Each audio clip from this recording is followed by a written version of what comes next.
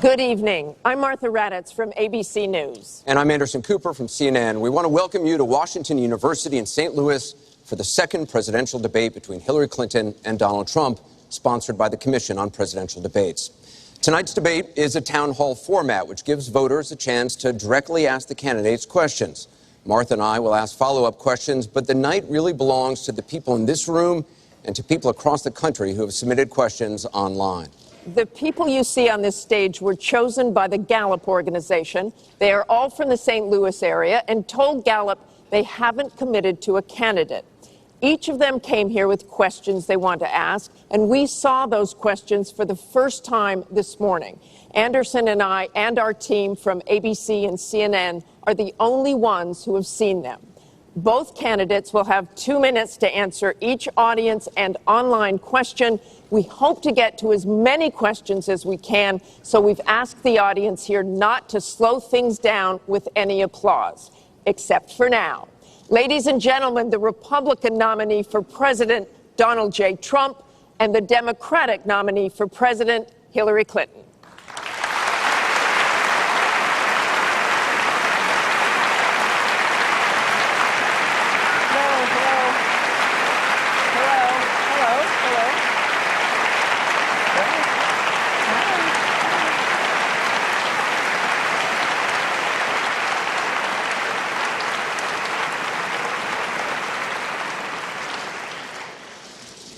Thank you very much for being here. We're going to begin with a question from one of the members in our town hall. Each of you will have 2 minutes to respond to this question. Secretary Clinton, you won the coin toss, so you'll go first. Our first question comes from Patrice Brock.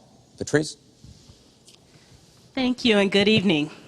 The last presidential debate could have been rated as MA, mature audiences, per TV parental guidelines. Knowing that educators assign viewing the presidential debates as students' homework, do you feel you are modeling appropriate and positive behavior for today's youth? Well, thank you. Are you a teacher? Yes, I think that that's a very good question, because I've heard from lots of teachers and parents about some of their concerns about some of the things that are being said and done in this campaign.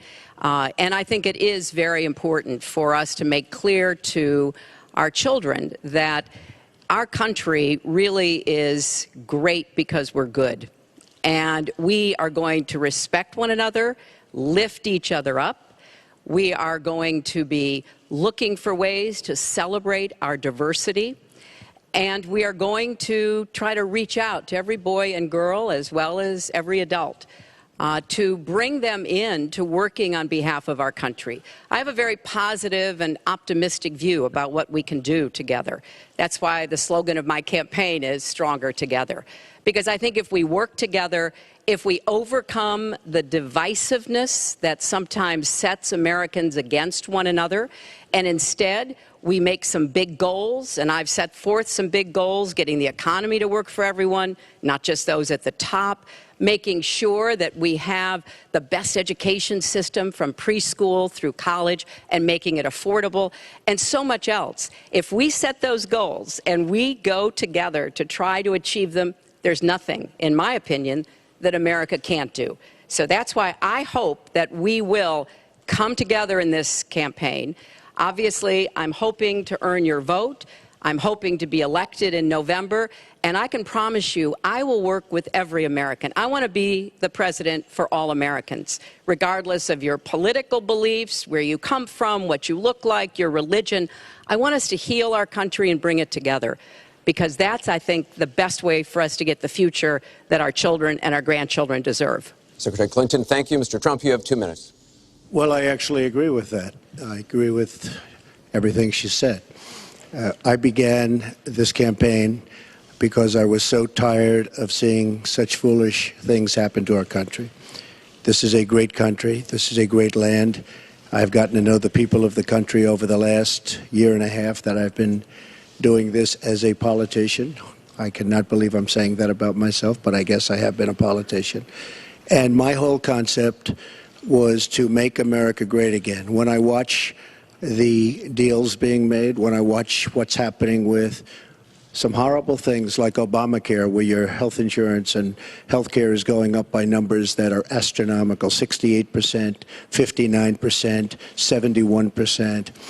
When I look at the Iran deal and how bad a deal it is for us, it's a one-sided transaction where we're giving back $150 billion to a terrorist state, really the #1 terrorist state. We've made them a strong country from really a very weak country just 3 years ago. When I look at all of the things that I see and all of the potential that our country has, we have such tremendous potential, whether it's in business and trade, where we're doing so badly. Last year, we had an almost $800 billion trade deficit. In other words, trading with other countries, we had an $800 billion deficit. It's hard to believe. Inconceivable. You say, who's making these deals? We're going to make great trade deals. We're going to have a strong border. We're going to bring back law and order. Just today, policeman was shot, 2 killed, and this is happening on a weekly basis. We have to bring back respect to law enforcement. At the same time, we have to take care of people on all sides. We need justice. But I want to do things that haven't been done, including fixing and making our inner cities better for the African American citizens that are so great, and for the Latinos, Hispanics. And I look forward to doing it. It's called Make America Great Again. Thank you, Mr. Trump. The question from Patrice was about, are you both modeling positive and appropriate behaviors for today's youth? We received a lot of questions online, Mr. Trump, about the tape that was released on Friday. As you can imagine, you called what you said locker room banter. You described kissing women without consent, grabbing their genitals. That is sexual assault. You bragged that you have sexually assaulted women. Do you understand that? No, I didn't say that at all. I don't think you understood what was said. This was locker room talk. I'm not proud of it. I apologize to my family. I apologize to the American people. Certainly, I'm not proud of it. But this is locker room talk. You know, when we have a world where you have ISIS chopping off heads, where you have, and frankly, drowning people in steel cages, where you have wars and horrible, horrible sights all over, where you have so many bad things happening. This is like medieval times. We haven't seen anything like this, the carnage all over the world.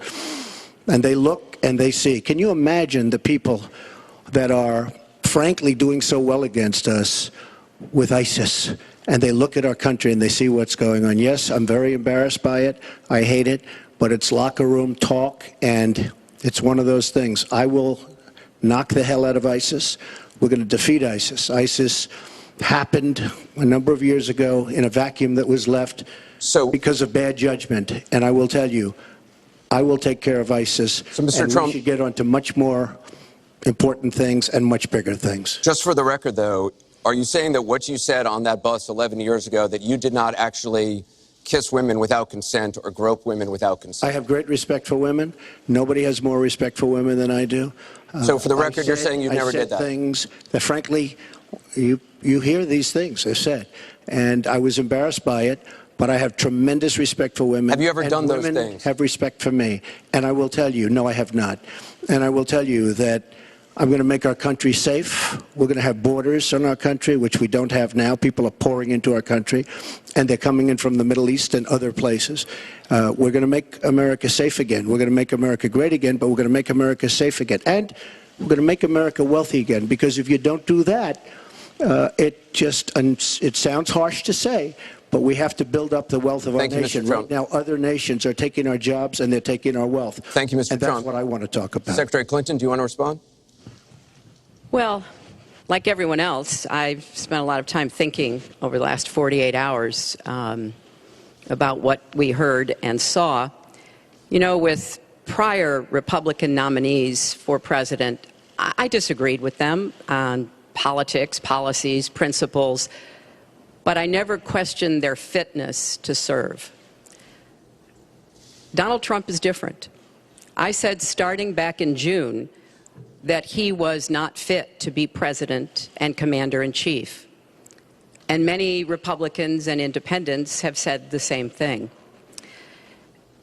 What we all saw and heard on Friday was Donald talking about women, what he thinks about women, what he does to women. And he has said that the video doesn't represent who he is, but I think it's clear to anyone who heard it that it represents exactly who he is, because we've seen this throughout the campaign. We have seen him insult women.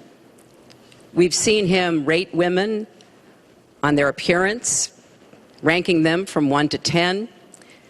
We've seen him embarrass women on TV and on Twitter. We saw him after the first debate spend nearly a week denigrating a former Miss Universe in the harshest, most personal terms. So, yes, this is who Donald Trump is.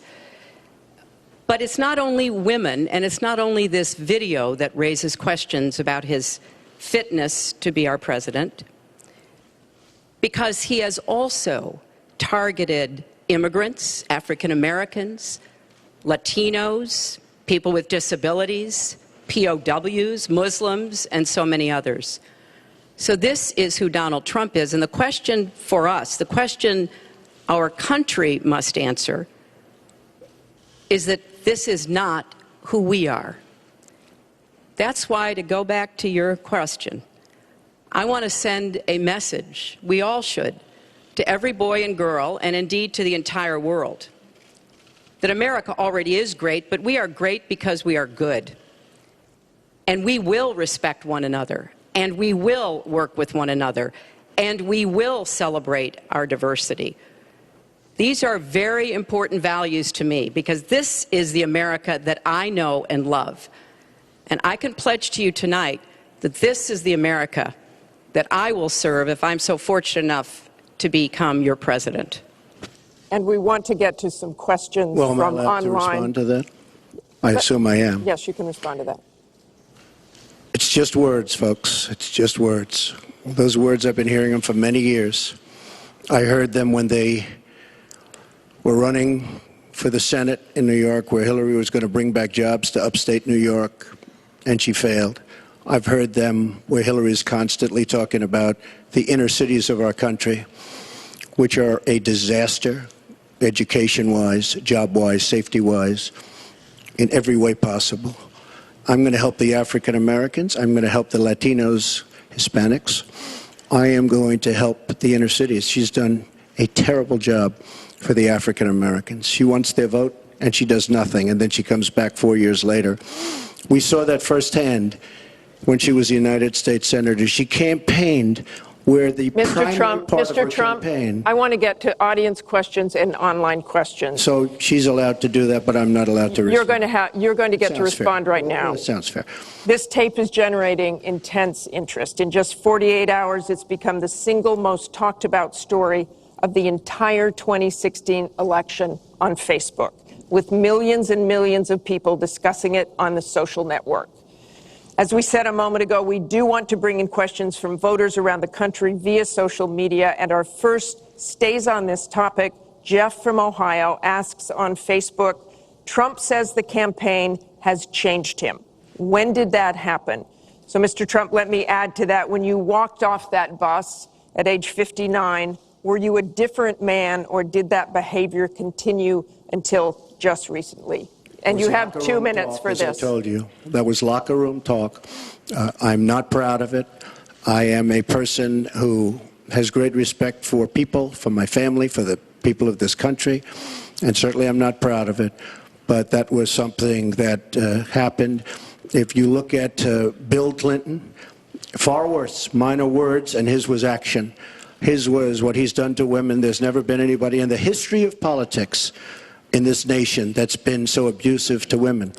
So you can say any way you want to say it, but Bill Clinton was abusive to women. Hillary Clinton attacked those same women and attacked them viciously. 4 of them are here tonight. One of the women, who is a wonderful woman, at 12 years old, was raped at 12. Her client, she represented, got him off, and she's seen laughing on 2 separate occasions, laughing at the girl who was raped. Kathy Shelton, that young woman, is here with us tonight. So don't tell me about words. I apologize for those words. But it is things that people say. But what President Clinton did. He was impeached. He lost his license to practice law.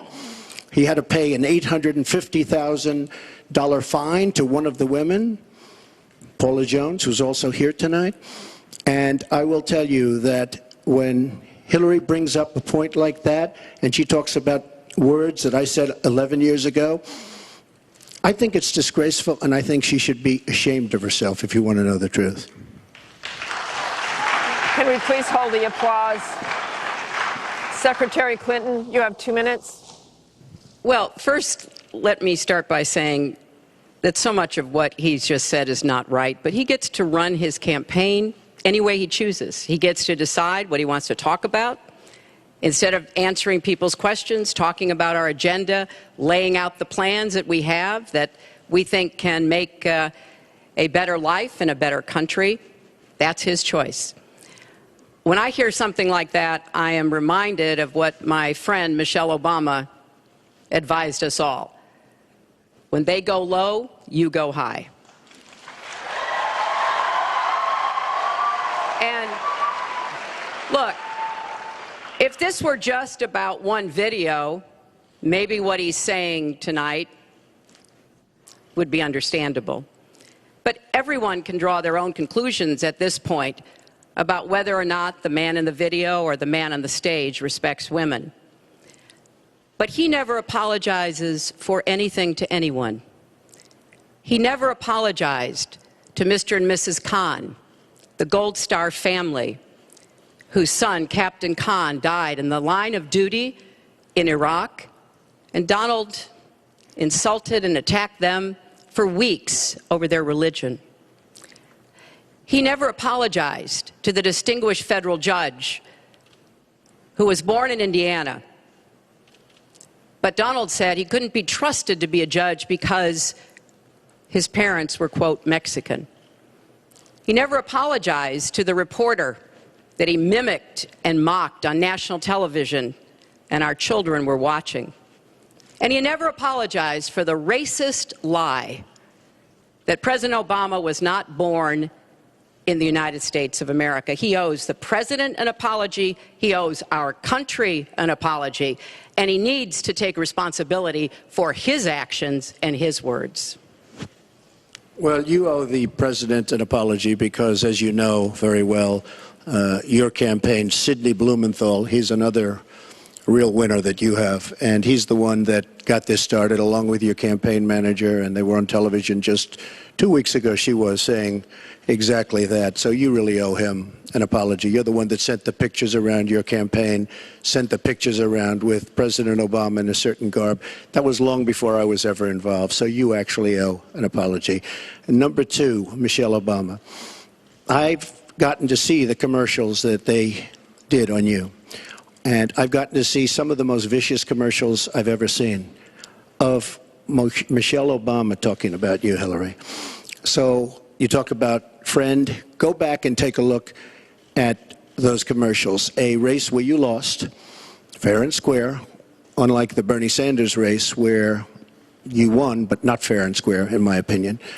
And all you have to do is take a look at WikiLeaks and just see what they said about Bernie Sanders and see what Deborah Wasserman Schultz had in mind, because Bernie Sanders, between superdelegates and Deborah Wasserman Schultz, he never had a chance. And I was so surprised to see him sign on with the devil. But when you talk about apology, I think the one that you should really be apologizing for, and the thing that you should be apologizing for, are the 33,000 emails that you deleted and that you acid washed. And then the 2 boxes of emails and other things last week that were taken from an office and are now missing. And I'll tell you what, I didn't think I'd say this, but I'm going to say it. And I hate to say it, but if I win, I am going to instruct my Attorney General to get a special prosecutor to look into your situation, because there has never been so many lies, so much deception. There has never been anything like it. And we're going to have a special prosecutor. When I speak, I go out and speak. The people of this country are furious.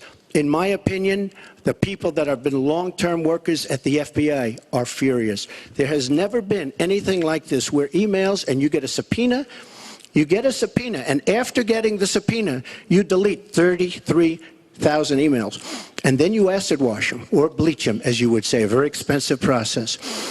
So we're going to get a special prosecutor, and we're going to look into it, because you know what? People have been, their lives have been destroyed for doing 1/5 of what you've done. And it's a disgrace. And honestly, you ought to be ashamed of yourself. Secretary Clinton, I want to follow up on that. I'm going to let you talk about emails. Because everything he just said is absolutely false, but I'm not surprised. Really? In the first debate, and the audience needs to calm down here. I told people that it would be impossible to be fact-checking Donald all the time. I'd never get to talk about anything I want to do and how we're going to really make lives better for people. So, once again, go to HillaryClinton.com. We have literally Trump. You can fact-check him in real time. Last time at the first debate, we had millions of people fact-checking, so I expect we'll have millions more fact-checking because, you know, it's just awfully good that someone with the temperament of Donald Trump is not in charge of the law in our country. Yeah, because you'd be in jail. Secretary Clinton.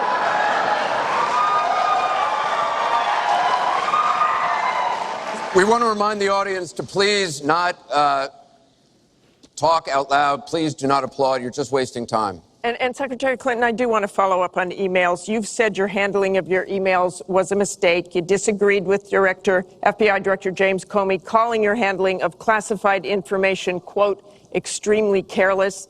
The FBI said that there were 110 classified emails that were exchanged, 8 of which were top secret, and that it was possible hostile actors did gain access to those emails.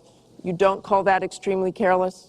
Well, Martha, first let me say, and I've said it before, but I'll repeat it because I want everyone to hear it, that was a mistake, and I take responsibility for using a personal email account. Obviously, if I were to do it over again, I would not. I'm not making any excuses. It was a mistake, and I am very sorry about that. But I think it's also important to point out where there are some misleading accusations from critics and others.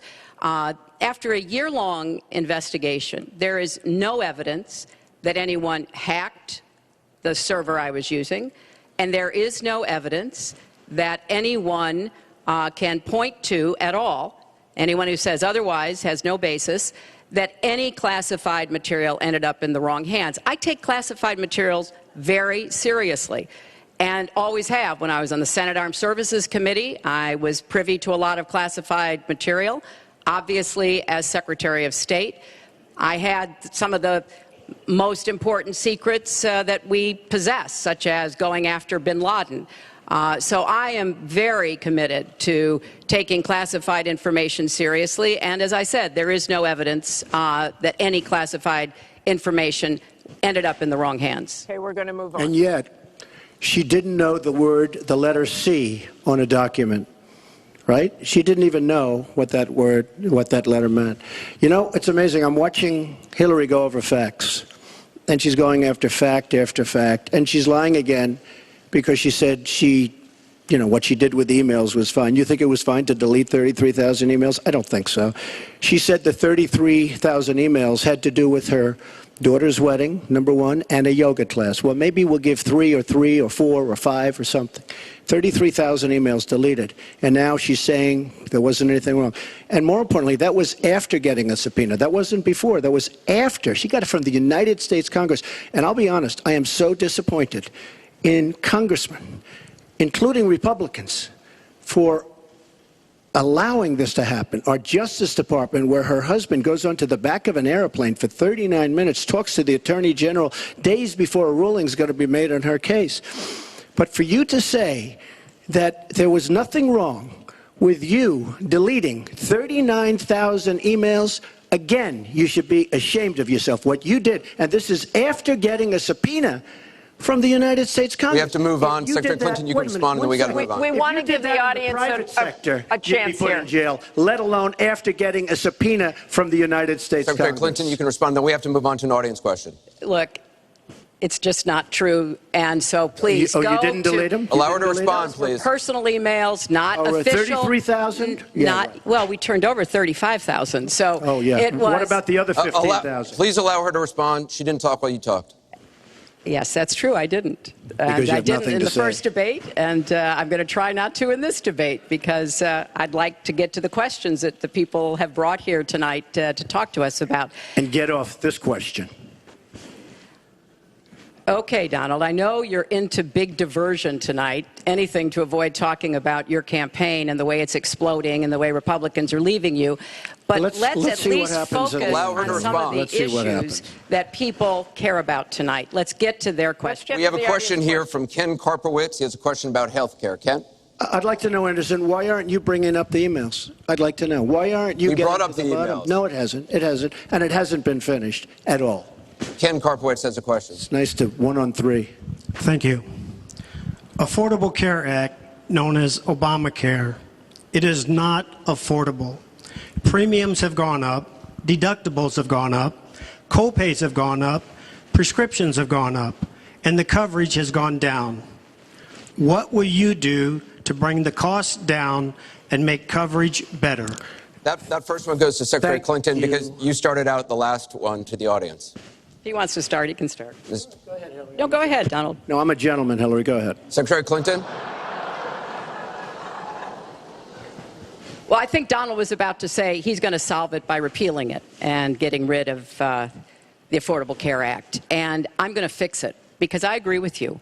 Premiums have gotten too high, co-pays, deductibles, prescription drug costs.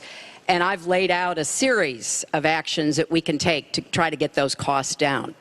But here's what I don't want people to forget when we're talking about reining in the costs, which has to be the highest priority of the next president.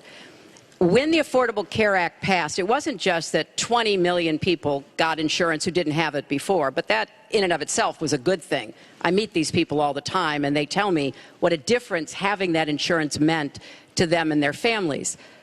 But everybody else, the 170 million of us who get health insurance through our employers, got big benefits. Number one, insurance companies can't deny you coverage because of a pre-existing condition. Number two, no lifetime limits, which is a big deal if you have serious health problems. Number three, women can't be charged more than men for our health insurance, which is the way it used to be before the Affordable Care Act. Number four, if you're under 26 and your parents have a policy, you can be on that policy until the age of 26, something that didn't happen before. So I want very much to save what works and is good about the Affordable Care Act. But we've got to get costs down. We've got to provide some additional help to small businesses so that they can afford to provide health insurance. But if we repeal it, as Donald has proposed, and start over again, all of those benefits I just mentioned are lost to everybody, not just people who get their health insurance on the exchange. And then we would have to start all over again.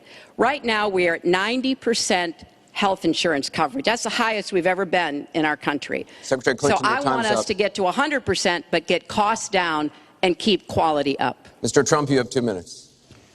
It is such a great question, and it's maybe the question I get almost more than anything else outside of defense. Obamacare is a disaster. You know it. We all know it. It's going up at numbers that nobody's ever seen worldwide. Nobody's ever seen numbers like this for health care. It's only getting worse. In 17, it implodes by itself. Their method of fixing it is to go back and ask Congress for more money, more and more money. And we have right now almost $20 trillion in debt. Obamacare will never work. It's very bad health insurance, far too expensive. And not only expensive for the person that has it, unbelievably expensive for our country. It's going to be one of the biggest line items very shortly. We have to repeal it and replace it with something absolutely much less expensive and something that works, where your plan can actually be tailored. We have to get rid of the lines around the state, artificial lines, where we stop insurance companies from coming in and competing because they wanted, President Obama and whoever was working on it, They want to leave those lines because that gives the insurance companies essentially monopolies. We want competition. You will have the finest health care plan there is. She wants to go to a single-payer plan, which would be a disaster, somewhat similar to Canada. And if you ever notice, the Canadians, when they need a big operation, when something happens, they come into the United States in many cases because their system is so slow. It's catastrophic in certain ways. But she wants to go to single-payer, which means the government basically rules everything. Hillary Clinton has been after this for years. Obamacare was the first step. Obamacare is a total disaster. And not only are your rates going up by numbers that nobody's ever believed, but your deductibles are going up. So that unless you get hit by a truck, you're never going to be able to use it. Mr. Trump, it is a disastrous plan, and it has to be repealed and replaced. Secretary Clinton, let me follow up with you. Your husband called Obamacare, quote, the craziest thing in the world, saying that small business owners are getting killed as premiums double, coverage is cut in half. Was he mistaken, or was his mistake simply telling the truth? No, I mean, he clarified what he meant, and it's very clear. Look, we are in a situation in our country where if we were to start all over again, we might come up with a different system. But we have an employer-based system. That's where the vast majority of people get their health care. And the Affordable Care Act was meant to try to fill the gap between people who were too poor and couldn't put together any resources to afford health care, namely people on Medicaid. Obviously, Medicare, which is a single-payer system, which takes care of our elderly and does a great job doing it, by the way. And then all the people who were employed, but people who were working but didn't have the money to afford insurance and didn't have anybody, an employer or anybody else, to help them. That was the slot that the Obamacare approach was to take. And like I say, 20 million people now have health insurance. So if we just rip it up and throw it away, what Donald's not telling you is we just turn it back to the insurance companies the way it used to be. And that means the insurance companies get to do pretty much whatever they want, including saying, look, I'm sorry, you've got diabetes, you had cancer, your child has asthma. Your time is up. You may not be able to have insurance because you can't afford it. So let's fix what's broken about it, but let's not throw it away and give it all back to the insurance companies and the drug companies. Let me follow up with you, Mr. That's not going to work. Mr. Trump, let me follow up on this. Just one thing. First of all, Hillary, everything's broken about it, everything. Number two, Bernie Sanders said that Hillary Clinton has very bad judgment. This is a perfect example of it, trying to save Obamacare, which is... You've said you want to end Obamacare. You've said you want to end Obamacare. You've also said you want to make coverage accessible for people with pre-existing conditions. How do you force insurance companies to do that if you're no longer mandating that every American get insurance? You're going to have plans. What does that mean? Well, I'll tell you what it means. You're going to have plans that are so good because we're going to have so much competition in the insurance industry once we break out the lines and allow the competition to come. Are you going to have a mandate that Americans have to have health insurance? President Obama, by keeping those lines, the boundary lines around each state, and it was almost gone until just very toward the end of the passage of Obamacare, which, by the way, was a fraud. You know that, because Jonathan Gruber, the architect of Obamacare, he said it was a great lie. It was a big lie. President Obama said you keep your doctor, you keep your plan. The whole thing was a fraud, and it doesn't work. But when we get rid of those lines, you will have competition, and we will be able to keep pre-existing. We'll also be able to help people that don't have money, because we are going to have people protected. And Republicans feel this way, believe it or not, and strongly this way. We're going to block grant into the states. We're going to block grant into Medicaid into the states so that we will be able to take care of people without the necessary funds to take care of themselves. Thank you, Mr. Trump. We now go to Gorba Hamid with a question for both candidates. Hi. There are 3.3 million Muslims in the United States, and I'm one of them. You've mentioned working with Muslim nations, but with Islamophobia on the rise, how will you help people like me deal with the consequences of being labeled as a threat to the country after the election is over? Mr. Trump, you're first. Well, you're right about Islamophobia, and that's a shame. But one thing we have to do is we have to make sure that, because there is a problem. I mean, whether we like it or not, and we can be very politically correct, but whether we like it or not, there is a problem. And we have to be sure that Muslims come in and report when they see something going on. When they see hatred going on, they have to report it. As an example, in San Bernardino, many people saw the bombs all over the apartment of the two people that killed 14 and wounded many, many people. Horribly wounded. They'll never be the same. Muslims have to report the problems when they see them. And, you know, there's always a reason for everything. If they don't do that, it's a very difficult situation for our country. Because you look at Orlando, and you look at San Bernardino, and you look at the World Trade Center, go outside, you look at Paris, look at that horrible, these are radical Islamic terrorists. And she won't even mention the word, and nor will President Obama. He won't use the term radical Islamic terrorism. Now, to solve a problem, you have to be able to state what the problem is, or at least say the name. She won't say the name, and President Obama won't say the name, but the name is there. It's radical Islamic terror. And before you solve it, you have to say the name. Secretary Clinton. Well, thank you for asking your question. And I've heard this question from a lot of Muslim Americans across our country. Because, unfortunately, there's been a lot of very divisive, dark things said about Muslims. And even someone like Captain Khan, the young man who sacrificed himself defending our country in the United States Army, has been subject to attack by Donald. I want to say just a couple of things. First, we've had Muslims in America since George Washington.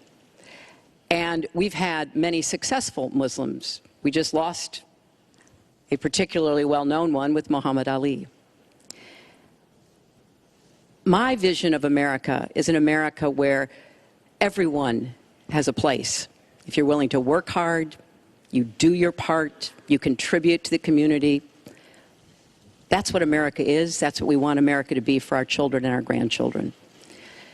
It's also very short-sighted and even dangerous to be engaging in the kind of demagogic rhetoric that Donald has about Muslims.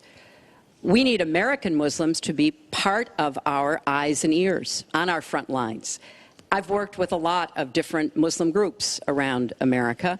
I've met with a lot of them, and I've heard how important it is for them to feel that they are wanted and included and part of our country, part of our homeland security, and that's what I want to see. It's also important, I intend to defeat ISIS, to do so in a coalition with majority Muslim nations.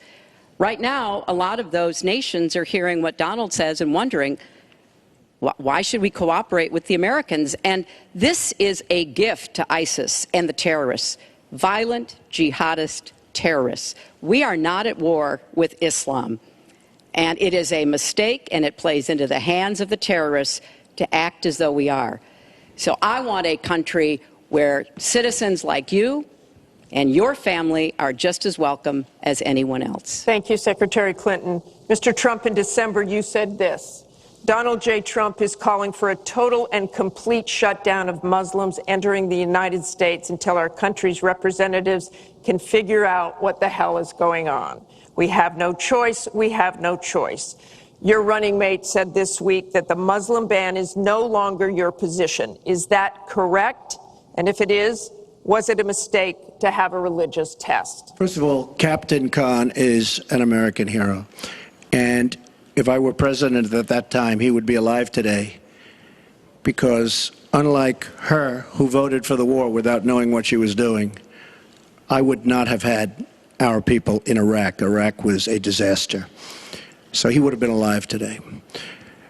The Muslim ban is something that in some form has morphed into an extreme vetting from certain areas of the world. Hillary Clinton wants to allow And why did it morph into that? No, did you? No, answer the question. Why do don't you still believe? her? You I interrupt do. me all the time. Why don't you Would interrupt you her? please explain whether or not the Muslim ban still stands? It's called extreme vetting. We are going to areas like Syria where they're coming in by the tens of thousands because of Barack Obama, and Hillary Clinton wants to allow a 550% increase over Obama. People are coming into our country like we have no idea who they are, where they're from, what their feelings about our country is, and she wants 550% more. This is going to be the great Trojan horse of all time. We have enough problems in this country. I believe in building safe zones. I believe in having other people pay for them. As an example, the Gulf states who are not carrying their weight, but they have nothing but money, and take care of people. But I don't want to have, with all the problems this country has and all of the problems that you see going on, hundreds of thousands of people coming in from Syria when we know nothing about them, we know nothing about their values, and we know nothing about their love for our country. And Secretary Clinton, let me ask you about that, because you have asked for an increase from 10 to 65,000 Syrian refugees. We know you want tougher vetting. That's not a perfect system. So why take the risk of having those refugees come into the country? Well, first of all, I will not let anyone into our country that I think poses a risk to us. But there are a lot of refugees, women and children. Think of that picture we all saw of that 4-year-old boy with the blood on his forehead because he'd been bombed by the Russian and Syrian air forces. There are children suffering in this catastrophic war, largely, I believe, because of Russian aggression, and we need to do our part. We by no means are carrying anywhere near the load that Europe and others are. But we will have vetting that is as tough as it needs to be from our professionals, our intelligence experts, and others. But it is important for us as a policy, not to say, as Donald has said, we're going to ban people based on a religion. How do you do that? We are a country founded on religious freedom and liberty. How do we do what he has advocated without causing great distress within our own country? Are we going to have religious tests when people fly into our country? And how do we expect to be able to implement those? So I thought that what he said was extremely unwise and even dangerous. And indeed, you can look at the propaganda on a lot of the terrorist sites, and what Donald Trump says about Muslims is used to recruit fighters because they want to create a war between us. And the final thing I would say, this is the 10th or 12th time that he's denied being for the war in Iraq. We have it on tape. The entire press corps has looked at it. It's been debunked, but it never stops him from saying whatever he wants to say. Has not been debunked. So please has not been debunked. And go to HillaryClinton.com and you can see it. I was against the war in Iraq. Has not been debunked. And you voted for it, and you shouldn't have. Well, I just want There's been lots of fact-checking on that. I'd like to move on to an online question. She just went about 25 seconds over her time. Could I just respond to this, please? Very quickly, please. Hillary Clinton, in terms of having people come into our country, we have many criminal illegal aliens. When we want to send them back to their country says we don't want them. In some cases, they're murderers, drug lords, drug problems, and they don't want them. And Hillary Clinton, when she was Secretary of State, said, that's okay, we can't force it into their country. Let me tell you, I'm going to force them right back into their country. They're murderers and some very bad people. And I will tell you very strongly, when Bernie Sanders said she had bad judgment, she has really bad judgment, because we are letting people into this country that are going to cause problems and crime like you've never seen. We're also letting drugs pour through our southern border at a record clip, and it shouldn't be allowed to happen. ICE just endorsed me. They've never endorsed a presidential candidate.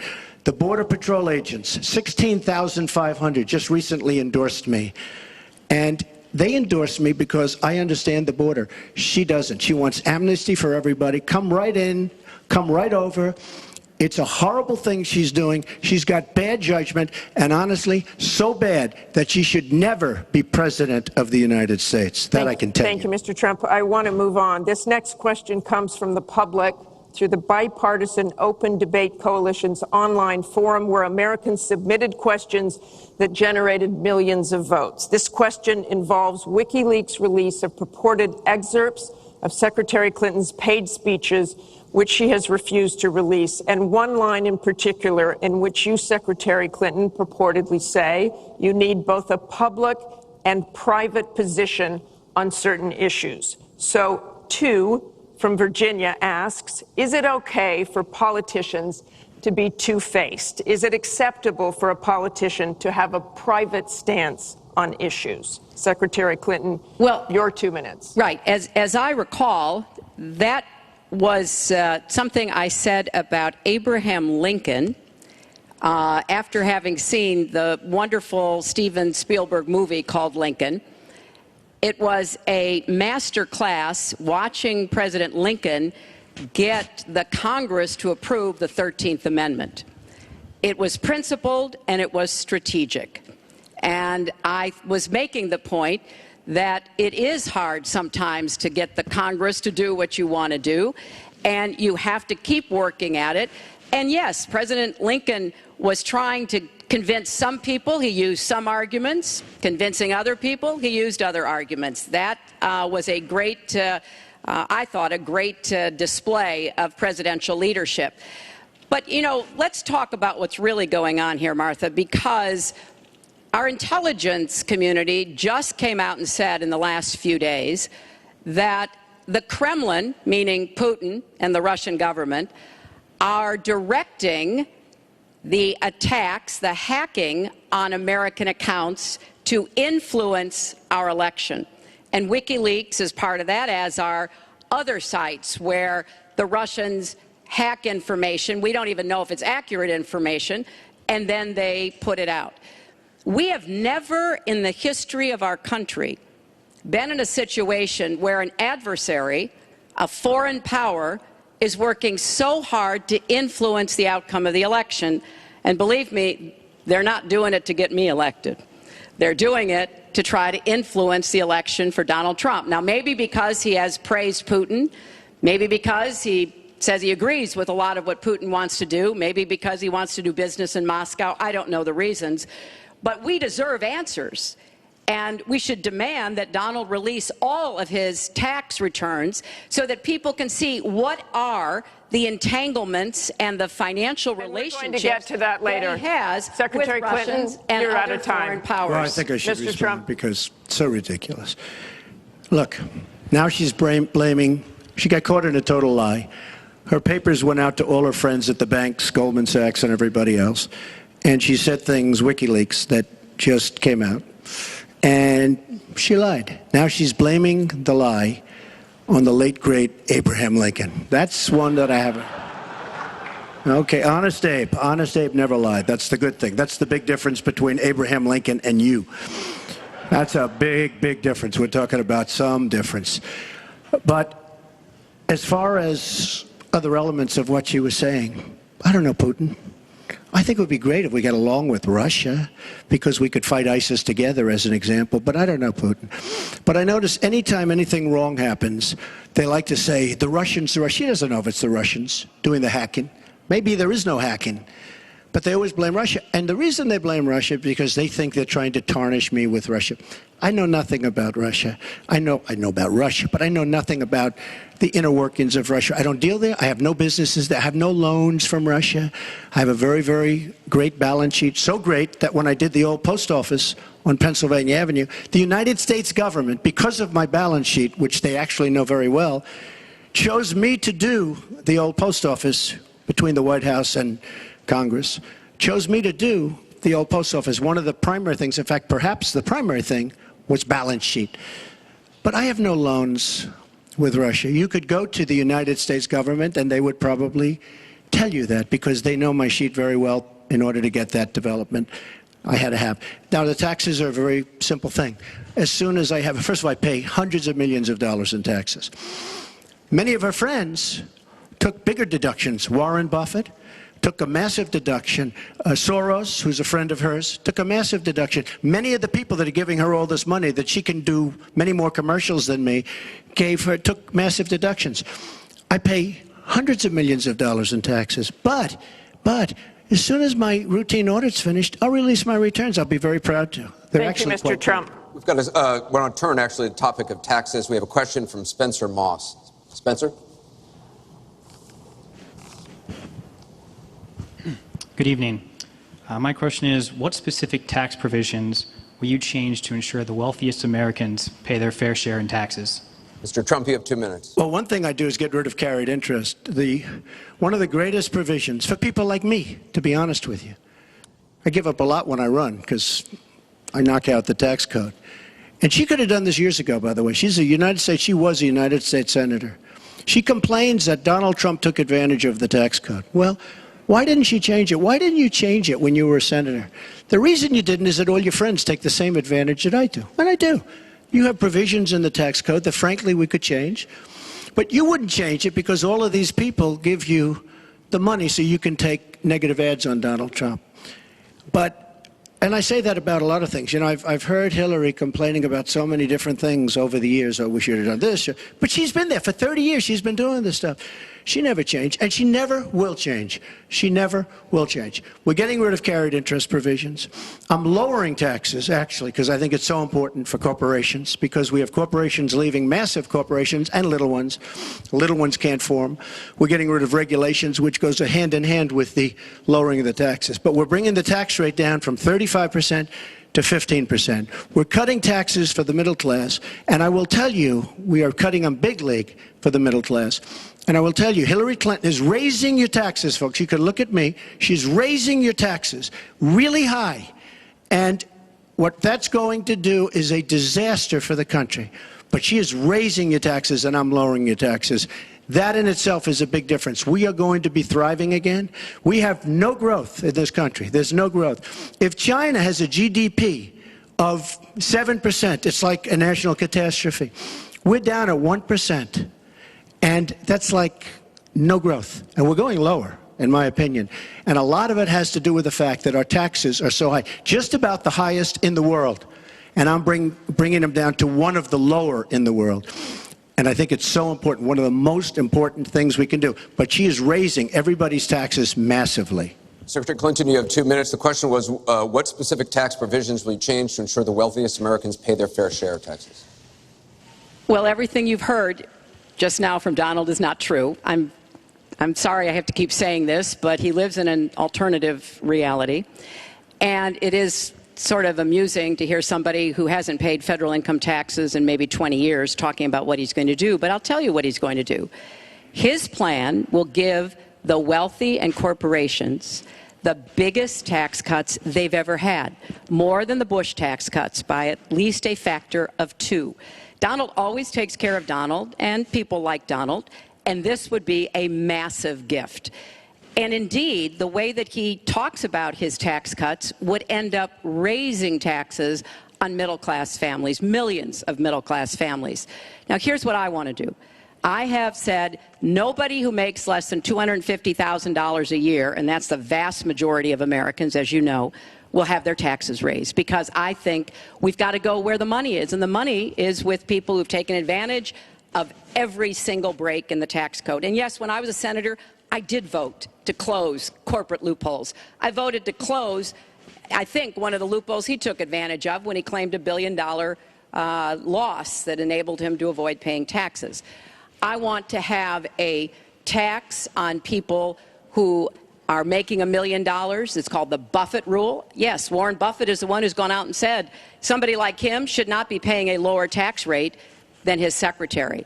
I want to have a surcharge on incomes above $5 million. We have to make up for lost times, because I want to invest in you. I want to invest in hardworking families. And I think it's been unfortunate, but it's happened, that since the Great Recession, the gains have all gone to the top. And we need to reverse that.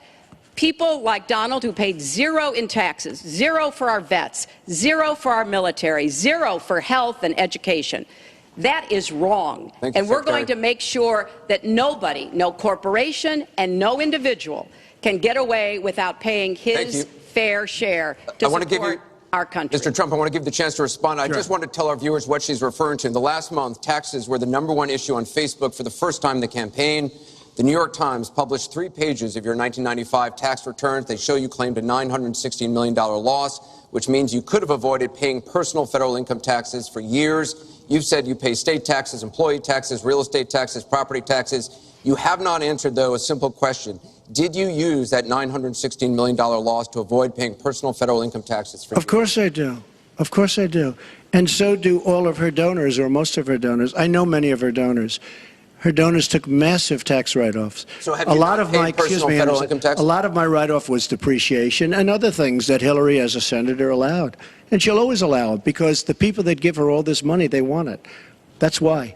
See, I understand the tax code better than anybody that's ever run for president. Hillary Clinton, and it's extremely complex, Hillary Clinton has friends that want all of these provisions, including they want the carried interest provision, which is very important to Wall Street people, but they really want the carried interest provision, which I believe Hillary's leaving. It's very interesting why she's leaving carried interest. But I will tell you that, number one, I pay tremendous numbers of taxes. I absolutely used it, and so did Warren Buffett, and so did George Soros, and so did many of the other people that Hillary is getting money from. Now, I won't mention their names because they're rich, but they're not famous, so we won't make them famous. Can you say how many years you have avoided paying personal federal income taxes? No, but I pay tax, and I pay federal tax, too. But I have a write-off. A lot of it's depreciation, which is a wonderful charge. I love depreciation. You know, she's given it to us. Hey, if she had a problem, for 30 years she's been doing this, Anderson. I say it all the time. She talks about health care. Why didn't she do something about it? She talks about taxes. Why didn't she do something about it?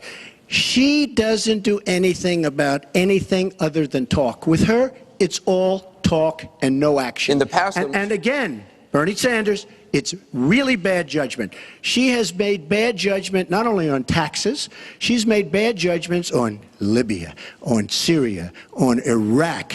I mean, her and Obama, whether you like it or not, the way they got out of Iraq, the vacuum they've left, that's why ISIS formed in the first place. They started from that little area, and now they're in 32 different nations, Hillary. Congratulations. Great job. I want you to be able to respond, Secretary Clinton. Well, here we go again. I've been in favor of getting rid of carried interest for years, starting when I was a senator from New York. But that's not the point here. Why didn't you do it? Why didn't you do it? Allow her to respond. Because I was a senator with a Republican president. Oh, really? I will be the you president. You could have done it. If you were an effective, senator, you could have done it. If you were an effective senator, you could have done it. But you were not an effective Please allow her to senator. respond. She didn't interrupt you. You know, under our Constitution, presidents have something called veto power. Look, he has now said repeatedly, 30 years this and 30 years that. So let me talk about my 30 years in public service. I'm very glad to do so. 8 million kids every year have health insurance because when I was First Lady, I worked with Democrats and Republicans to create the Children's Health Insurance Program. Hundreds of thousands of kids now have a chance to be adopted because I worked to change our adoption and foster care system. After 9/11, I went to work with Republican mayor, governor, and president to rebuild New York and to get health care for our first responders who were suffering because they had run toward danger and gotten sickened by it. Hundreds of thousands of National Guard and Reserve members have health care because of work that I did, and children have safer medicines because I was able to pass a law that required the dosing to be more carefully done. When I was Secretary of State, I went around the world advocating for our country, but also advocating for women's rights, to make sure that women had a decent chance to have a better life, and negotiated a treaty with Russia to lower nuclear weapons. 400 pieces of legislation have my name on it as a sponsor or co-sponsor when I was a senator for 8 years. I worked very hard and was very proud to be reelected in New York by an even bigger margin than I had been elected the first time. And as president, I will take that work, that bipartisan work, that finding common ground, because you have to be able to get along with people to get things done in Washington. Thank you, Secretary. And I've proven that I can, And for 30 years, I've produced results for Thank people. you, Secretary. We're going to move on to Syria. Both of you have mentioned that. She said a lot of things that were You- false. I mean, I think we should We be can, allowed no, to maybe Mr. Trump, we're going to dispute go it, on. This because is she has about been the a audience. disaster as a senator. Mr. Trump, A we're disaster. going to move on. The heartbreaking video of a 5-year-old Syrian boy named Amran sitting in an ambulance after being pulled from the rubble after an airstrike in Aleppo focused the world's attention on the horrors of the war in Syria, with 136 million views on Facebook alone.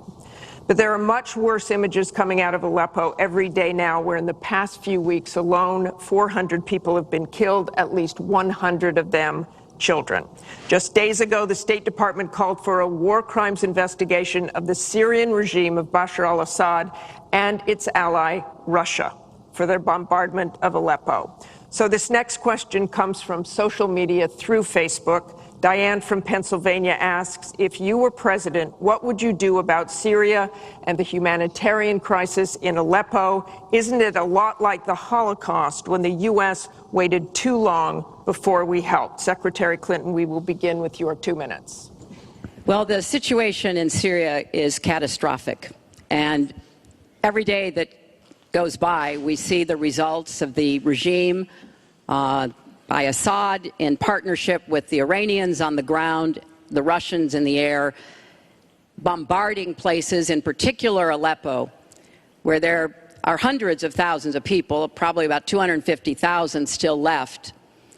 And there is a determined effort by the Russian Air Force to destroy Aleppo in order to eliminate the last of the Syrian rebels who were really holding out against the Assad regime.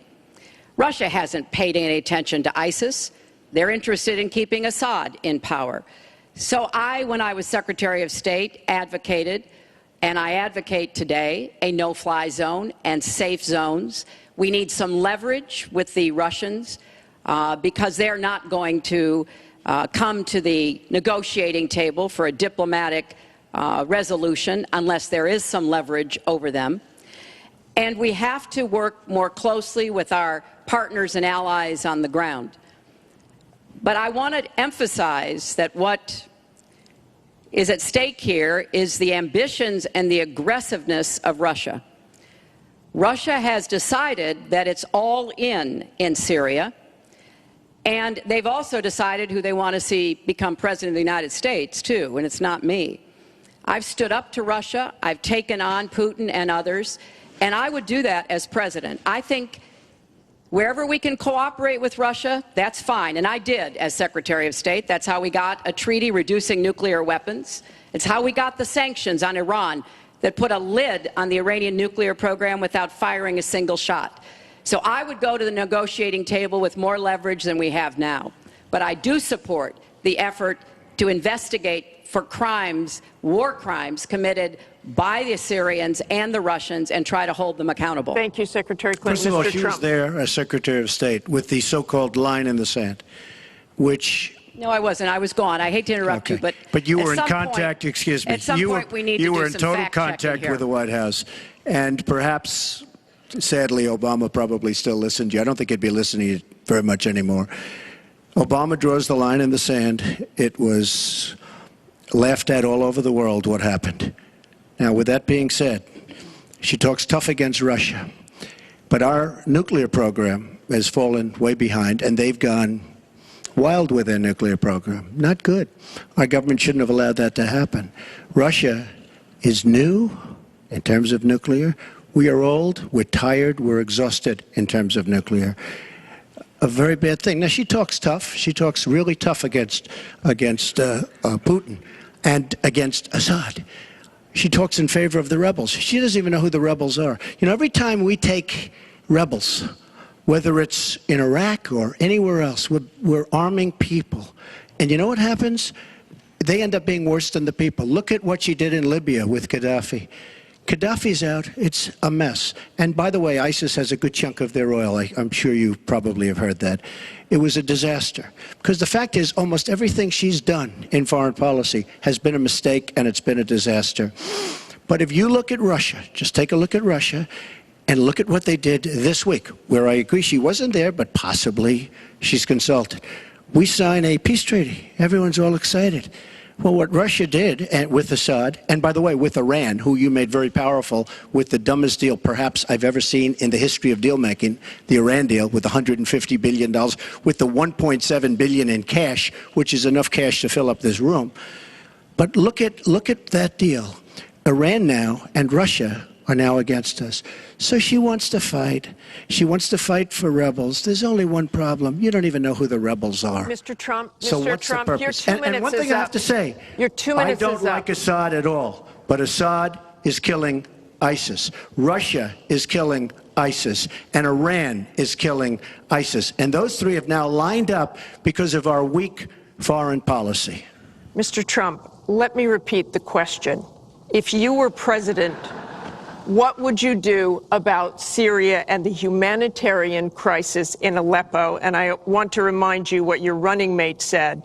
He said provocations by Russia need to be met with American strength, and that if Russia continues to be involved in airstrikes along with the Syrian government forces of Assad, the United States of America should be prepared to use military force to strike the military targets of the Assad regime. Okay.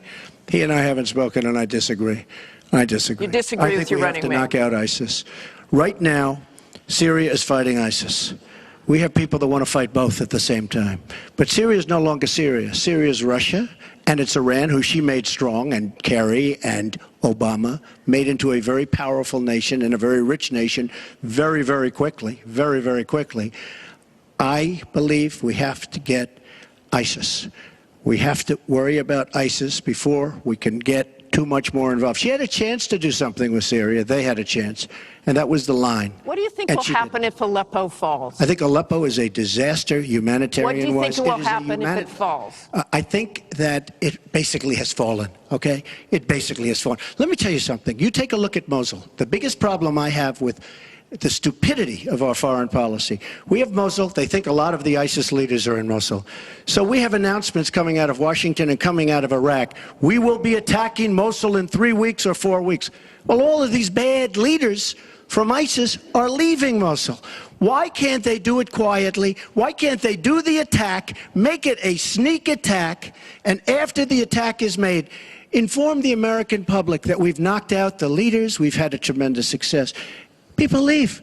Why do they have to say we're going to be attacking Mosul within the next 4 to 6 weeks, which is what they're saying? How stupid is our country? There are sometimes reasons the military does that. Psychological I can't warfare. think of any. I can't think of any. It and I'm might pretty be good to at it. help We have get General civilians Flynn, out. And we have, look, I have 200 generals and admirals who endorse me. I have 21 Congressional Medal of Honor recipients who endorse me. We talk about it all the time.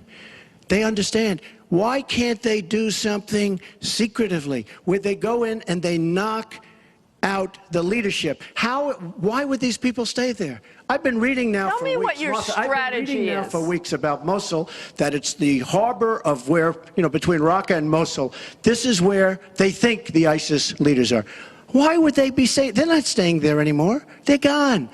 Because everybody's talking about how Iraq, which is us with our leadership, goes in to fight Mosul. Now, with these 200 admirals and generals, they can't believe it. All I say is this: General George Patton, General Douglas MacArthur are spinning in their grave at the stupidity of what we're doing in the Middle East. I'm going to go to Secretary Clinton. Secretary Clinton, you want Assad to go. You advocated arming rebels, but it looks like that may be too late for Aleppo. You talk about diplomatic efforts. Those have failed. Ceasefires have failed.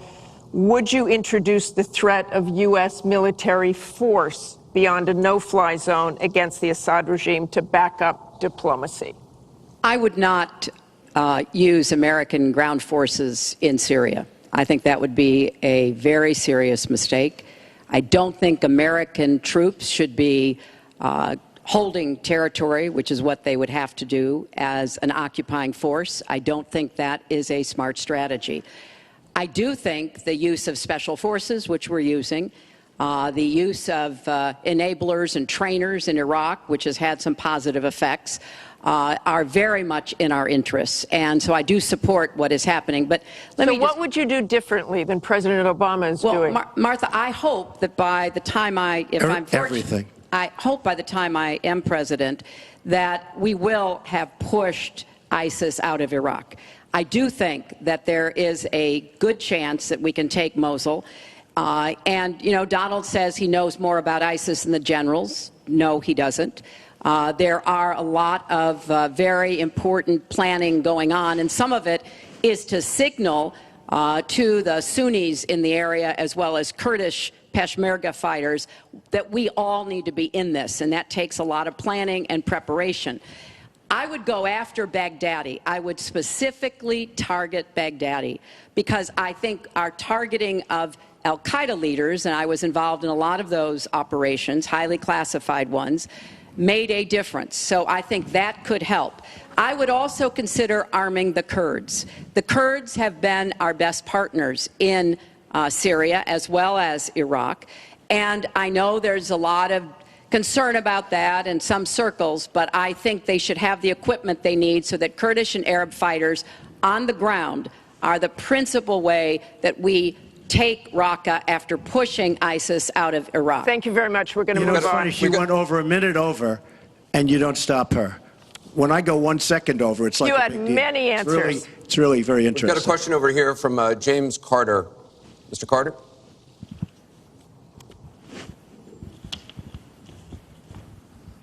My question is, do you believe you can be a devoted president to all the people in the United States? That question begins for Mr. Trump. Absolutely. I mean, she calls our people deplorable, a large group, and irredeemable. I will be a president for all of our people, and I'll be a president that will turn our inner cities around and will give strength to people and will give economics to people and will bring jobs back, because NAFTA, signed by her husband, is perhaps the greatest disaster trade deal in the history of the world, not in this country. It stripped us of manufacturing jobs. We lost our jobs. We lost our money. We lost our plants. It is a disaster. And now she wants to sign TPP, even though she says now she's for it. She called it the gold standard. And by the way, at the last debate, she lied, because it turned out that she did say the gold standard, and she said she didn't say it. They actually said that she lied, okay? And she lied, but she's lied about a lot of things. I would be a president for all of the people, African Americans, the inner cities. Devastating what's happening to our inner cities. She's been talking about it for years. As usual, she talks about it, nothing happens. She doesn't get it done. Same with the Latino Americans, the Hispanic Americans, the same exact thing. They talk, they don't get it done. You go into the inner cities and you see it's 45% poverty. African Americans now, 45% poverty in the inner cities. The education is a disaster. Jobs are essentially non-existent. I mean, it's, you know, and I've been saying at big speeches where I have 20 and 30,000 people, what do you have to lose? It can't get any worse. And she's been talking about the inner cities for 25 years. Nothing's going to ever happen. Let me tell you, if she's president of the United States, nothing's going to happen. It's just going to be talk. And all of her friends, the taxes we were talking about, and I would just get it by osmosis. She's not doing any me favors. But by doing all the others favors, she's doing me favors. Mr. Trump, thank you. But I will tell you, she's all talk. It doesn't get done. All you have to do is take a look at her Senate run. Take a look at upstate New York. Your 2 minutes is up. Secretary Clinton, It turned out 2 to minutes. be a disaster. You have 2 minutes, Secretary Clinton. Well, 67% of the people voted to re-elect me when I ran for my second term, and I was very proud and very humbled by that. Mr. Carter, I have tried my entire life to do what I can to support children and families. You know, right out of law school, I went to work for the Children's Defense Fund, and Donald talks a lot about, you know, the 30 years I've been in public service. I'm proud of that. You know, I started off as a young lawyer working against discrimination against African American children in schools and in the criminal justice system. I worked to make sure that kids with disabilities could get a public education, something that I care very much about. I have worked with Latinos. One of my first jobs in politics was down in South Texas, registering Latino citizens to be able to vote. So I have a deep devotion, to use your absolutely correct word, to making sure that every American feels like he or she has a place in our country. And I think when you look at the letters that I get, a lot of people are worried that maybe they wouldn't have a place in Donald Trump's America. They write me, and one woman wrote me about her son, Felix. She adopted him from Ethiopia when he was a toddler. He's 10 years old now. This is the only country he's ever known.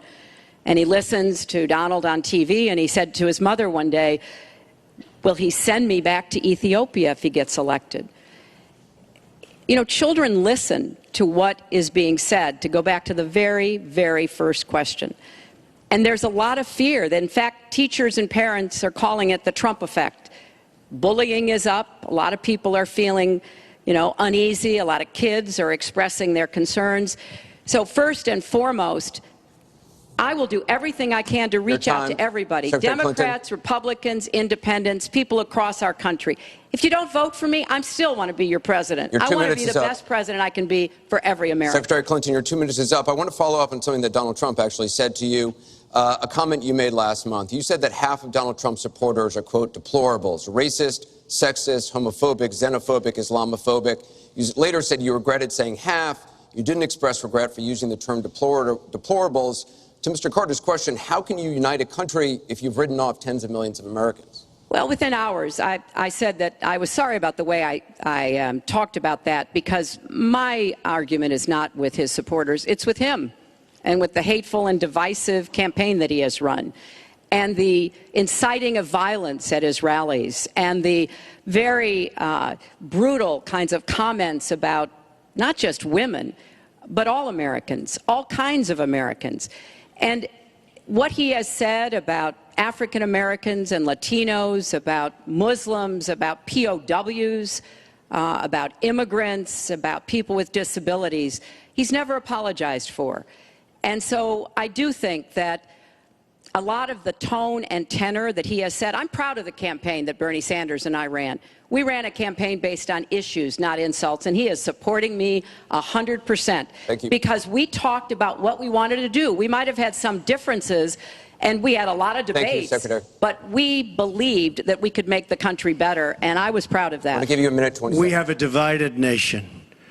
We have a very divided nation. You look at Charlotte, you look at Baltimore, you look at the violence that's taking place in the inner cities, Chicago. You take a look at Washington, D.C. We have an increase in murder within our cities, the biggest in 45 years. We have a divided nation because people like her, and believe me, she has tremendous hate in her heart. And when she said deplorables, she meant it. And when she said irredeemable, they're irredeemable. You didn't mention that. But when she said they're irredeemable, to me, that might have been even worse. She said some of them are irredeemable. She's got tremendous hatred. And this country cannot take another 4 years of Barack Obama. And that's what you're getting with her. Mr. Trump, let me follow up with you. In 2008, you wrote in one of your books that the most important characteristic of a good leader is discipline. You said if a leader doesn't have it, quote, he or she won't be one for very long. In the days after the first debate, you sent out a series of tweets from 3 a.m. to 5 a.m., including one that told people to check out a sex tape. Is that the discipline of a good leader? No, it wasn't check out a sex tape. It was just take a look at the person that she built up to be this wonderful Girl Scout, who was no Girl Scout. By the way, just so you understand, when she said 3 o'clock in the morning, take a look at Benghazi. She said, who's going to answer the call at 3 o'clock in the morning? Guess what? She didn't answer because when Ambassador Stevens... The question is that the discipline of a good leader? 600 times. Well, she said she was awake at 3 o'clock in the morning. And she also sent a tweet out at 3 o'clock in the morning, but I won't even mention that. But she said she'll be awake. Who's the famous thing? We're going to answer our call at 3 o'clock in the morning. Guess what happened? Ambassador Stevens sent 600 requests for help. And the only one she talked to was Sidney Blumenthal, who's her friend, and not a good guy, by the way. So, she shouldn't be talking about that. Now, tweeting happens to be a modern-day form of communication. I mean, you can like it or not like it. I have, between Facebook and Twitter, I have almost 25 million people. It's a very effective way of communication. So you can put it down, but it is a very effective form of communication. I'm not unproud of it, to be honest with you. Secretary Clinton, does Mr. Trump have the discipline to be a good leader? No. I'm shocked to hear that. Well, it's not only my opinion, it's the opinion of many others, national security experts, Republicans, former Republican members of Congress. But it's in part because those of us who have had the great privilege of seeing this job up close and know how difficult it is, and it's not just because I watched my husband take a $300 billion deficit and turn it into a $200 billion surplus, and 23 million new jobs were created, and incomes went up for everybody. Everybody. African-American incomes went up 33%.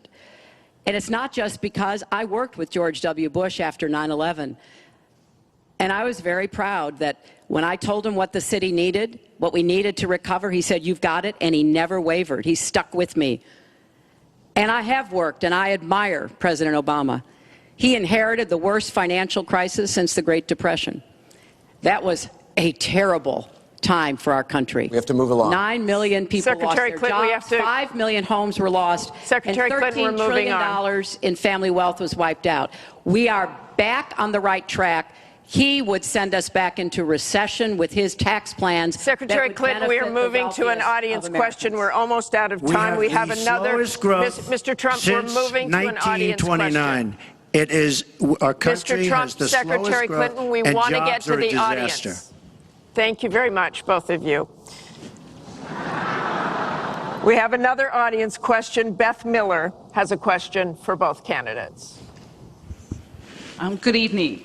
Perhaps the most important aspect of this election is the Supreme Court justice. What would you prioritize as the most important aspect of selecting a Supreme Court justice? We begin with your 2 minutes, Secretary Clinton. Thank you. Well, you're right. This is one of the most important issues in this election. I want to appoint Supreme Court justices who understand the way the world really works, who have real-life experience, who have not just been in a big law firm and maybe clerked for a judge and then gotten on the bench, but maybe they tried some more cases. They actually understand what people are up against, because I think the current court has gone in the wrong direction. And so I would want to see the Supreme Court reverse Citizens United and get dark, unaccountable money out of our politics. Donald doesn't agree with that. I would like the Supreme Court to understand that voting rights are still a big problem in many parts of our country, that we don't always do everything we can to make it possible for people of color and older people and young people to be able to exercise their franchise. I want a Supreme Court that will stick with Roe v. Wade and a woman's right to choose, and I want a Supreme Court that will stick with marriage equality. Now, Donald has put forth the names of some people that he would consider. And among the ones that he has suggested are people who would reverse Roe v. Wade and reverse marriage equality. I think that would be a terrible mistake and would take us backwards. I want a Supreme Court that doesn't always side with corporate interests. I want a Supreme Court that understands because you're wealthy and you can give more money to something doesn't mean you have any more rights or should have any more rights than anybody else. So I have very clear views about what I want to see to change the balance on the Supreme Court. And I regret deeply that the Senate has not done its job, and they have not permitted a vote on the person that President Obama, a highly qualified person, they've not given him a vote to be able to have the full complement of 9 Supreme Court justices. I think that was a dereliction of duty.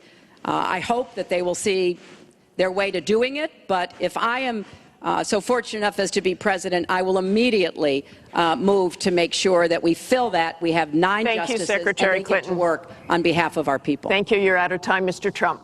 Justice Scalia, great judge, died recently, and we have a vacancy. I am looking to appoint judges very much in the mold of Justice Scalia. I'm looking for judges, and I've actually picked 20 of them, so that people would see, highly respected, highly thought of, and actually very beautifully reviewed by just about everybody, but people that will respect the Constitution of the United States. And I think that this is so important. Also, the Second Amendment, which is totally under siege by people like Hillary Clinton. They'll respect the Second Amendment and what it stands for, what it represents. So important to me. Now, Hillary mentioned something about contributions, just so you understand. So I will have, in my race, more than $100 million put in of my money, meaning I'm not taking all of this big money from all of these different corporations like she's doing. What I ask is this. So I'm putting in more than, by the time it's finished, I'll have more than $100 million invested. Pretty much self-funding mine. We're raising money for the Republican Party, and we're doing tremendously on the small donation, $61 average or so. I asked Hillary, why doesn't she make $250 million by being in office? She used the power of her office to make a lot of money. Why isn't she funding, not for $100 million, but why don't you put 10 or 20 or 25 or $30 million into your own campaign?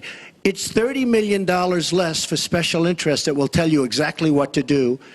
And it would really, I think, be a nice sign to the American public. Why aren't you putting some money in? You have a lot of it. You've made a lot of it because of the fact that you've been in office. You made a lot of it while you were Secretary of State, actually. So why aren't you putting money into your own campaign? I'm just curious.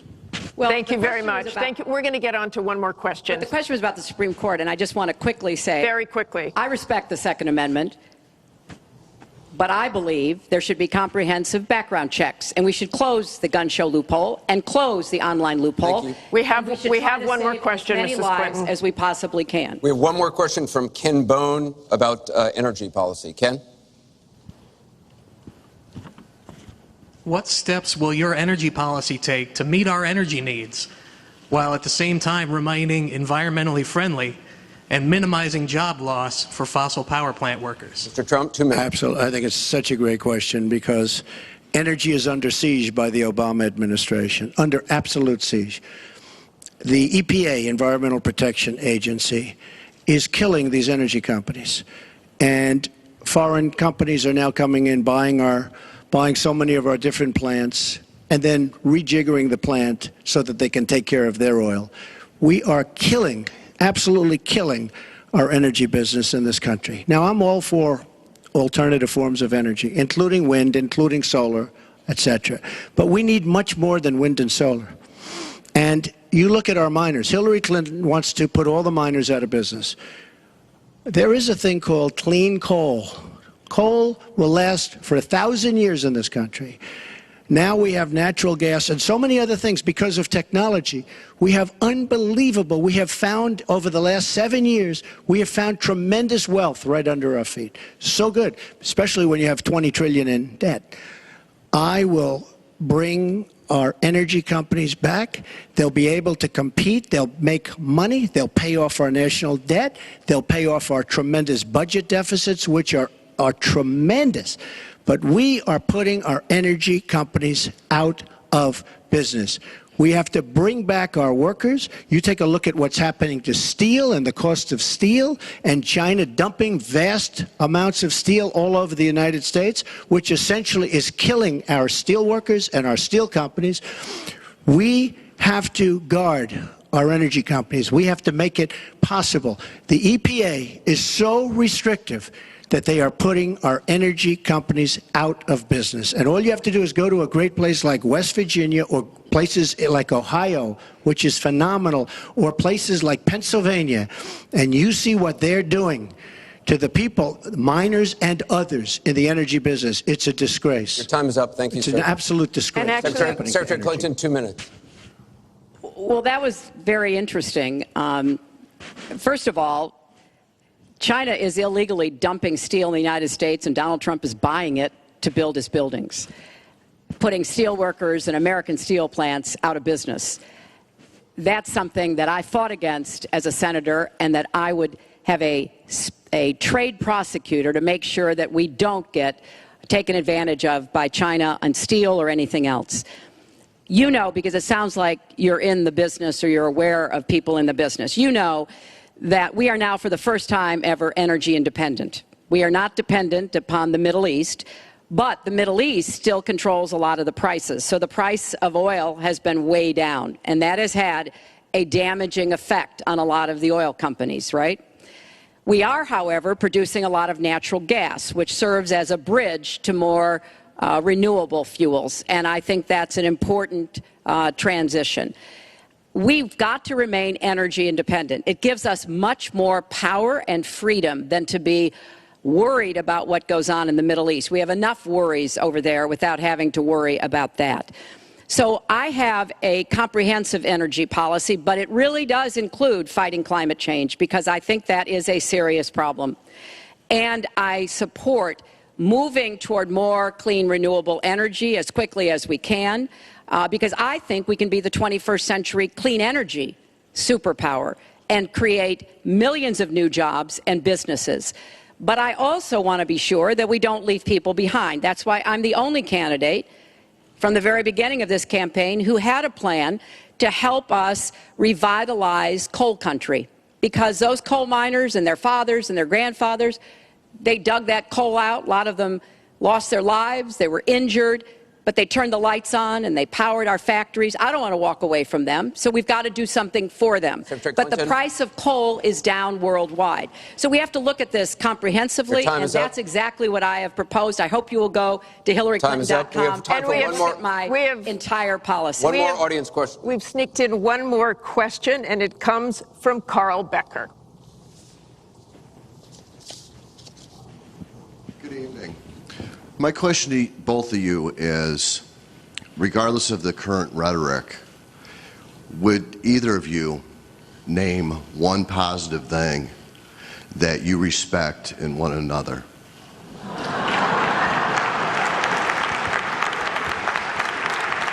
Mr. Trump, would you like to go first? Well, I certainly will, because I think that's a very fair and important question. Look, I respect his children.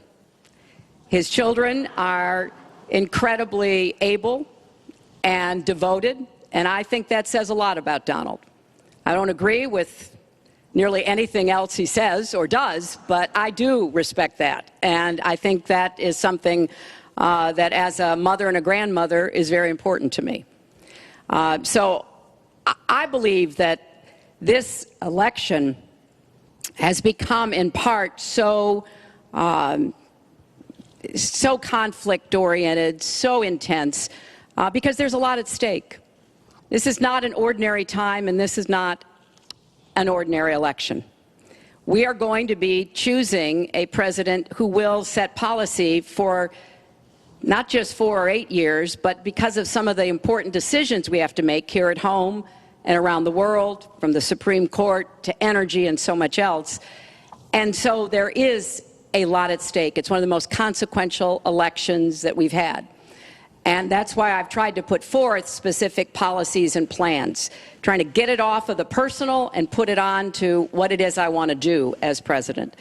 And that's why I hope people will check on that for themselves so that they can see that, yes, I've spent 30 years, actually maybe a little more, working to help kids and families, and I want to take all that experience to the White House and do that every single day. Mr. Trump.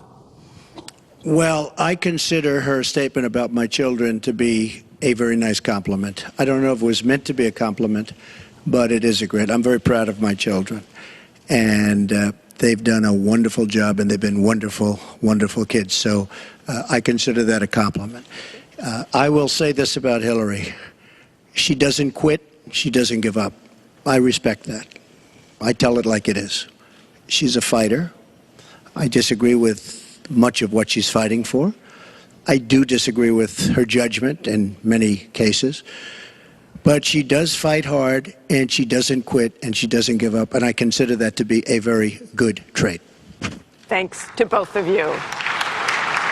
I want to thank both the candidates. I want to thank the university here. This concludes the town hall meeting. Our thanks to the candidates, the commission, Washington University, and to everybody who watched.